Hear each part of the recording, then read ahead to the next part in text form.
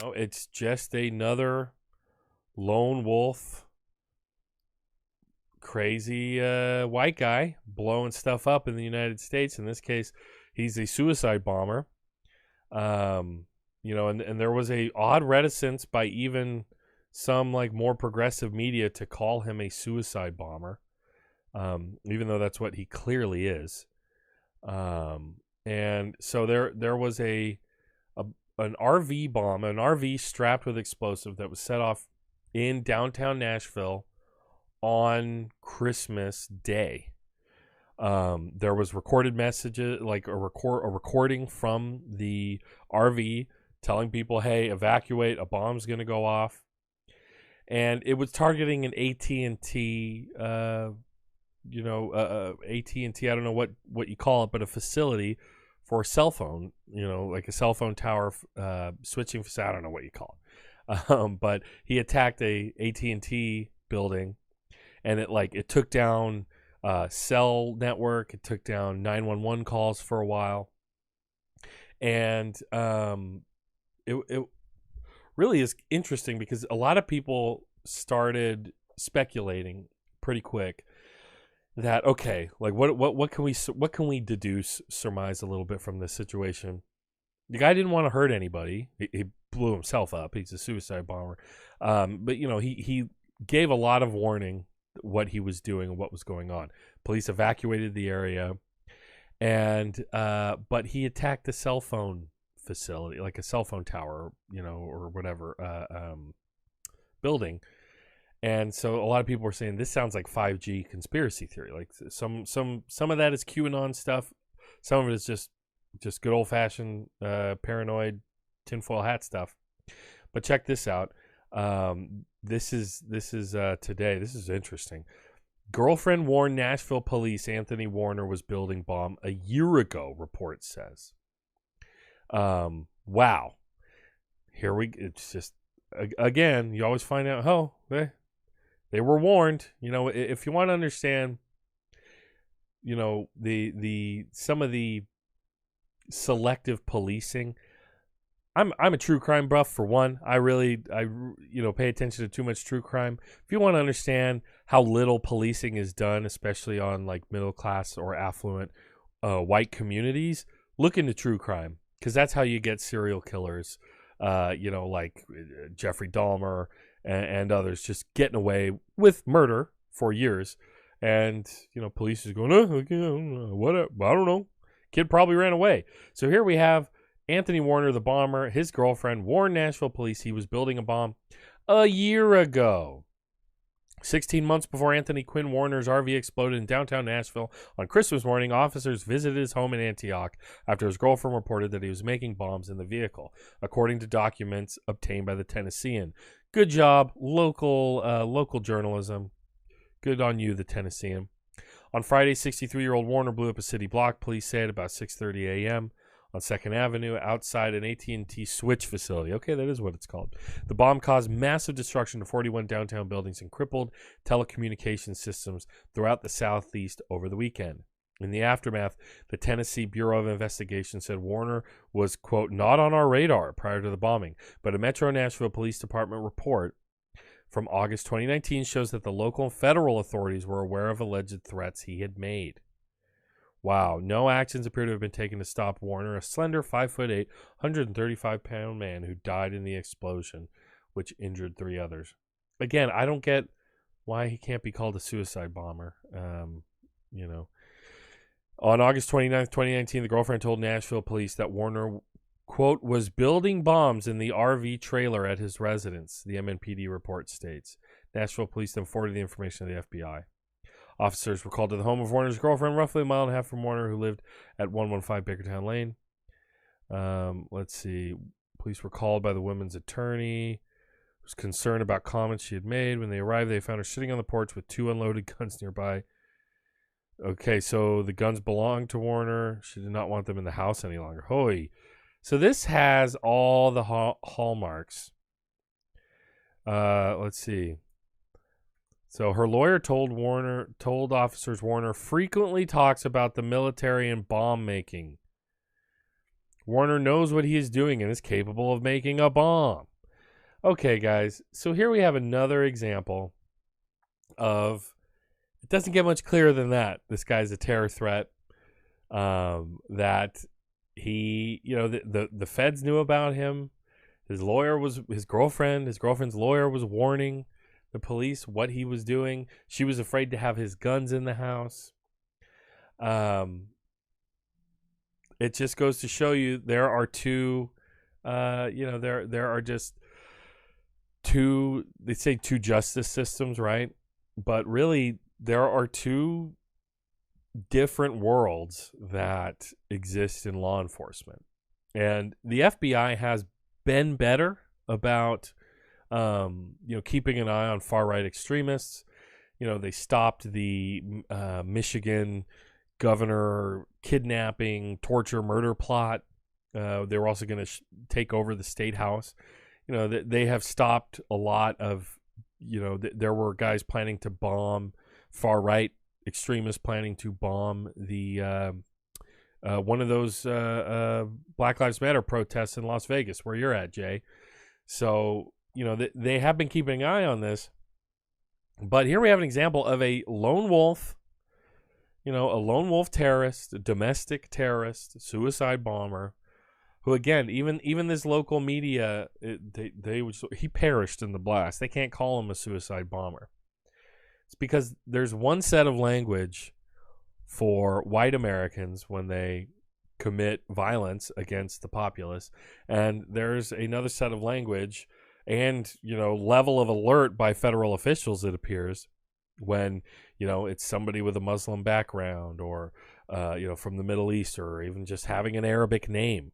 It gets people kicked off planes. It gets people we all remember that kid who built a clock and took it to school, and his teacher freaked out. Oh my God, Ahmed built a clock. It's a bomb. All of that stuff.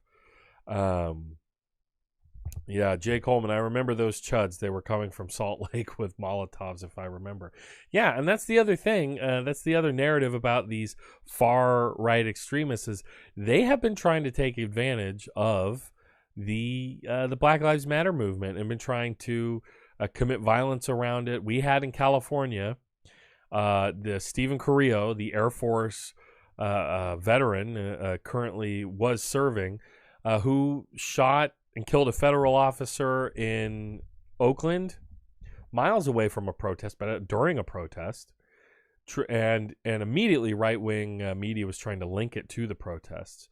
And then he murdered a Santa Cruz sheriff's deputy days later when they were trying to get him, and shot a one or more, while killing that man.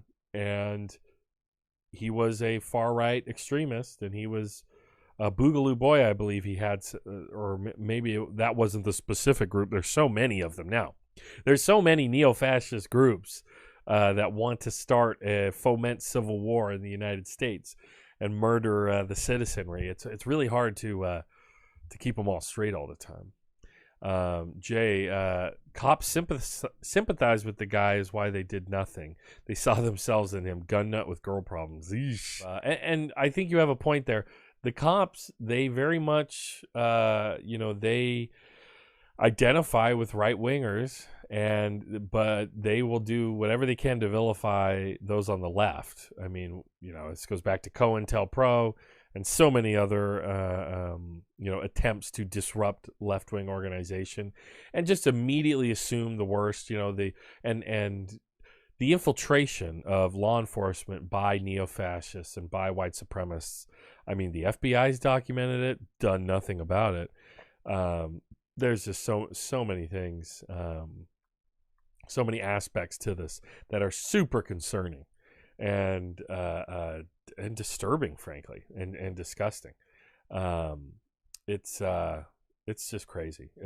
The right-wing domestic terrorism problem is one of the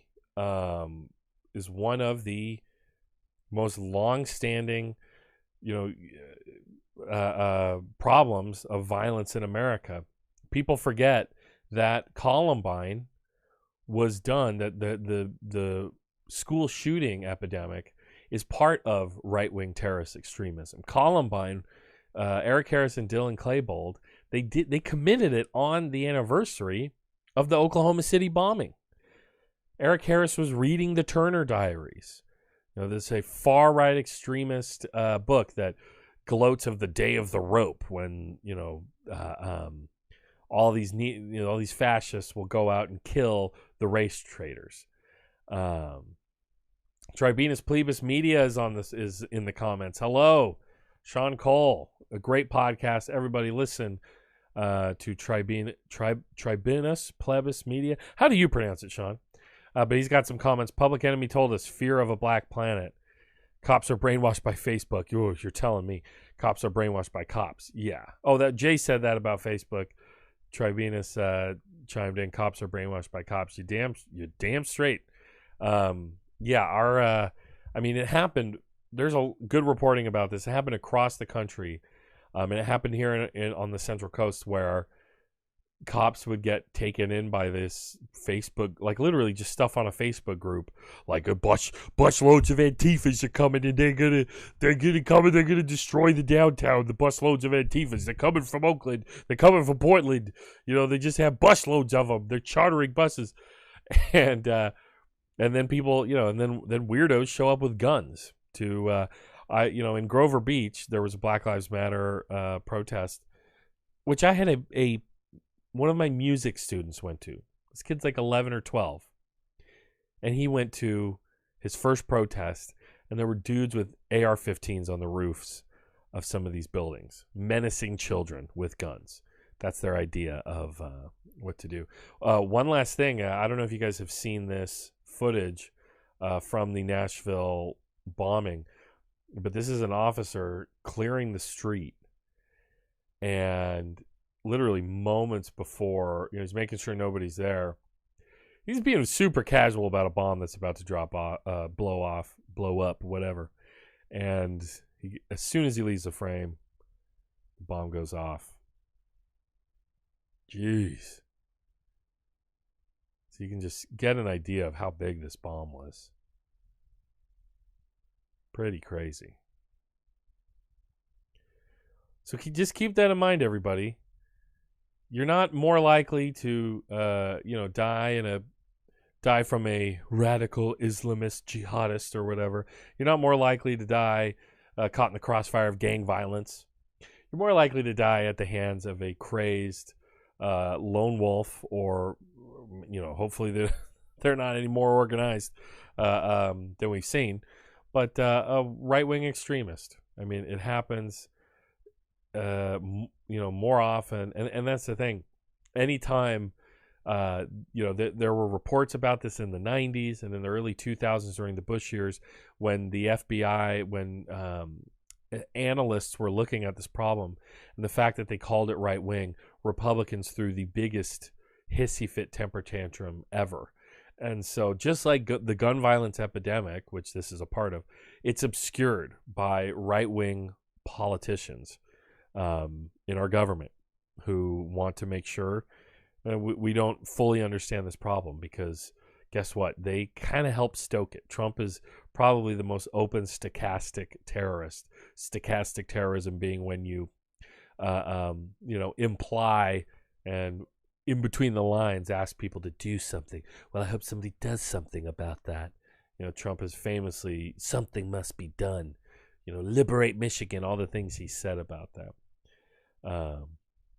So that's the Nashville bombing. It's the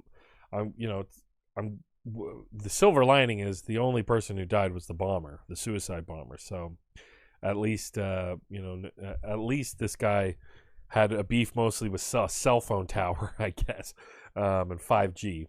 So he wasn't he didn't take anyone else out with him. So I guess that's where we're at in America. You got to take the right-wing terrorist attacks. Well, whatever they give you, you gotta be grateful for how many they don't kill. So that's the country we're living in.